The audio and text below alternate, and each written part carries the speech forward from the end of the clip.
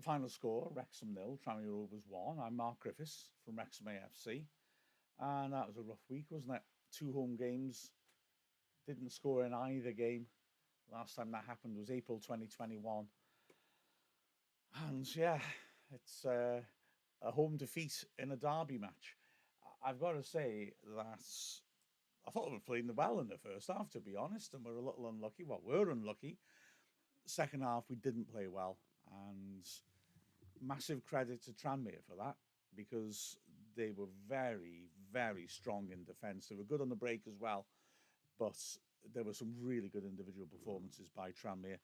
And the amount of blocks they got in, I mean, okay, they were stuck in their box a lot of the time, but the amount of brilliant blocks that they got in, they defended for their lives.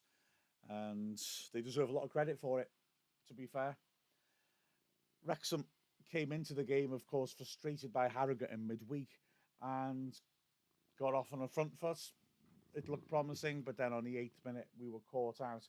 Hendry, who was outstanding in midfield, doing really well after Wrexham again had a long spell of pressure to get the ball on the edge of his area, flick it over his man, and then launch a brilliant volleyed pass. We'd left one player marking one, Cannon marking the centre back Norris, and well, Cannon looked to get there okay. He did what looked like the difficult best well, sprinted across and beat Norris to it, but then just miscued his attempt to get the ball clear. Maybe he was worried if he hit it across the pitch about what might be coming up, whether a Tranmere player was coming up to try and intercept, but he missed it. And Norris took it off him, and it was a great finish by Norris as well. Edge of the area, took it early, so lifting it into the corner on inside the right post, past to Conquo, who had no chance. Great piece of forward play by Norris, but obviously Cannon have been hugely disappointed with his role in it. Wrexham responded well, and again put Tranmere under pressure. Some really good pressing about 25 yards out, just refusing to allow Tranmere to get the ball out. And Luke Young, in for the suspended James McLean, had a chance, drove it well from about 25 yards. Good parry to his right by the keeper, McGee, who would not be tested enough by Wrexham. The stats were pretty damning in terms of the large amount of shots we had and how few of them were actually on target. And Tranmere had another near thing soon after that, a free kick lofted into the box.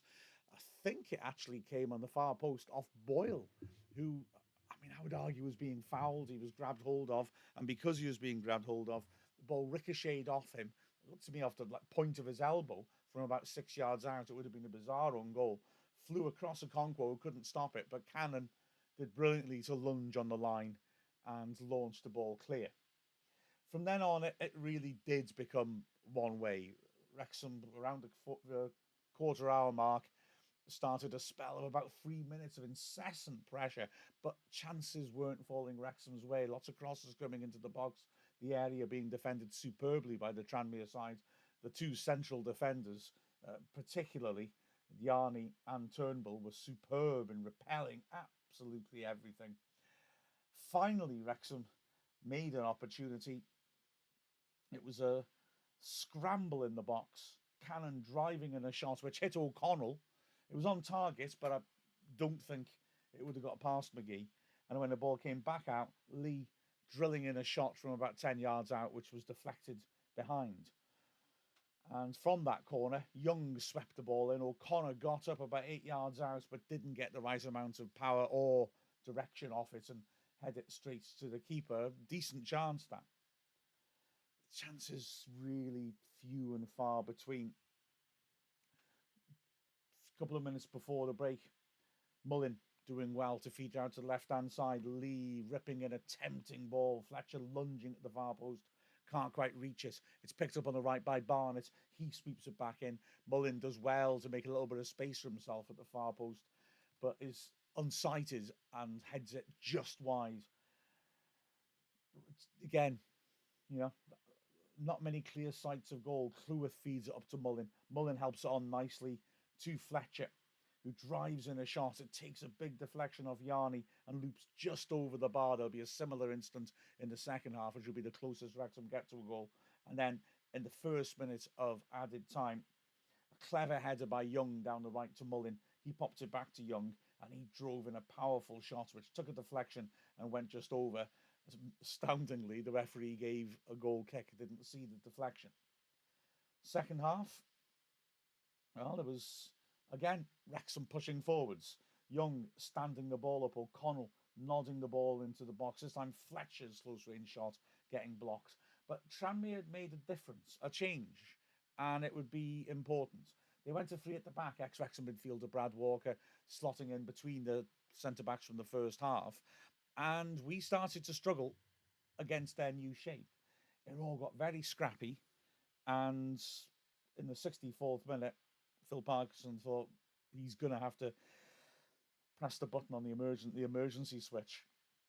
Palmer coming on for Fletcher, Davis coming on for Young, and Dalby coming on for Boyle, which meant that Wrexham would go to the back four. Palmer now up front with Dalby, Mullin in the hole behind. But it didn't really work. We continued to have a lot of the ball, but really not look like we're going to break down Tranmere, who in turn didn't have that threat on the break anymore, but they were defending their penalty area so well, and Wrexham were struggling so badly to try and achieve anything that they were quite happy with that. There were a couple of chances in the space of a minute halfway through the second half. Lee with a good run, swept a good cross at the near post. Dalby unmarked 6 yards out, couldn't quite reach it. And Yarni managed to beat Palmer to it right under the bar at the far post and get it clear. Then a good break down the right-hand side. Barnett probably should have rolled it down the line to feed Sam Dalby in a lot earlier. As it was, he carried on his run on the right and swept in a good cross. Dalby made contact with it with his head. 6 yards out, or maybe a little bit further, but couldn't steer it on target. Within a minute, Barnett was off and Luke Bolton was on, and Bolton would offer something a bit different and would cause some issues. But Wrexham still toiling to find any rhythm, toiling to make opportunities. In the 79th minute, Jordan Davis had the chance from a free kick. It was quite a way out. He got good movement on it, but it just wouldn't dip or swerve enough, and it went wide and over. And then with 10 minutes left, Bolton cutting inside as he would continually, found Lee. And this was that deflection moment. Lee driving a shot. It took a deflection and soared over McGee and looked like it was a goal. It was heading into the top left corner, top right corner. But McGee made an outstanding save, scrambling back, brilliant footwork, and at full stretch leapt backwards and managed to just get a hand to it and tip it over the bar. Again, Wrexham pushing on. 6 minutes left. Bolton squaring. Jordan Davis drilling a shot, but putting it wide. It was a great contact from about 25 yards out with his left foot. Typical contact. This time McGee was absolutely flat-footed, but a lovely, clean, pure strike, but about a foot wide of the right-hand post. And that was it. It all petered out. Good to see Tom O'Connor coming back in, replacing Andy Cannon, and even then, there was a dark cloud because he took a whack from a heavy tackle, and now Wrexham are concerned about whether he might be out again for a while.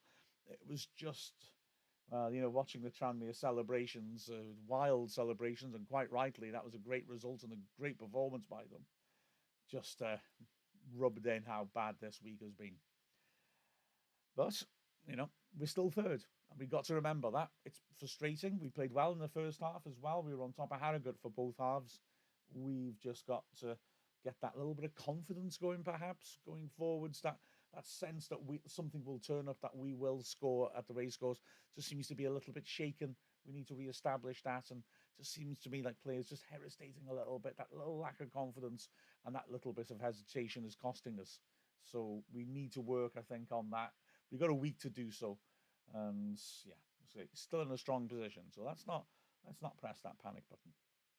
Looking at the performances, well, Conquer had very little to do, to be fair. He couldn't help the goal, and apart from the deflection off Boyle, which was cleared off the line, like I said, I've not mentioned any other Tranmere attacks. There was nothing else for him to really do.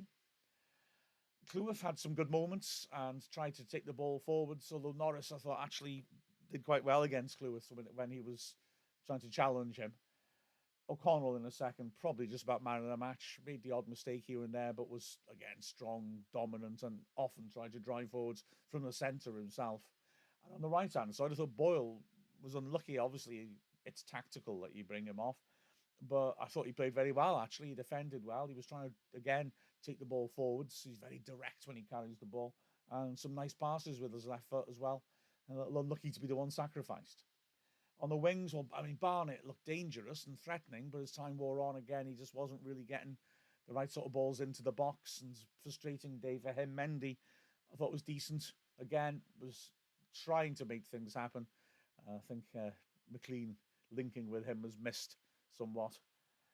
In the centre of midfield, well, I mean, Cannon. It's a shame that mistake that he made cost us the game. He's had such a brilliant run of form, and he did a lot of good things. He was battling away, fighting, winning the ball back, and using it pretty well. But yeah, not quite at the level he's been lately, which has been very impressive. Luke Young, I thought, was unlucky to get taken off as 64 minutes gone because I felt that he had a bit of a goal threat about him, and as ever was very industrious. He struck a couple of good shots, and he was a little unlucky, I think, to be sacrificed. And on the other side, Elliot Lee again, great work ethic, always on the ball, looking to run at people, but that little moment of inspiration just wouldn't come for him. I thought Mullin played well again, but only that headed chance fell to him, really, and it was a tricky one because he was unsighted. It was frustrating for me. I just wanted some bit more to drop to him in the box, but it wasn't to be. And Fletcher was a little bit off, surprisingly. It just didn't seem quite himself. His touch wasn't quite there. He was trying to make things happen, but especially at the start of the match, it wouldn't quite. He still has that great aerial threat, though, but it just wasn't quite working out for him. It just wasn't quite working out for us, let's be honest. A frustrating game ended in defeat. So, like I say, still in the top three. A week to go to prepare, and I think it's going to be a crucial week as you get ready to go on the road. We got some games against teams quite low down in the table, but we haven't excelled in those yet. We need to just get that confidence back and try to dominate a few games. It's all still in our hands. With the final score of Wrexham 0, Tranmere Rovers 1, I'm Mark Griffiths from Wrexham AFC.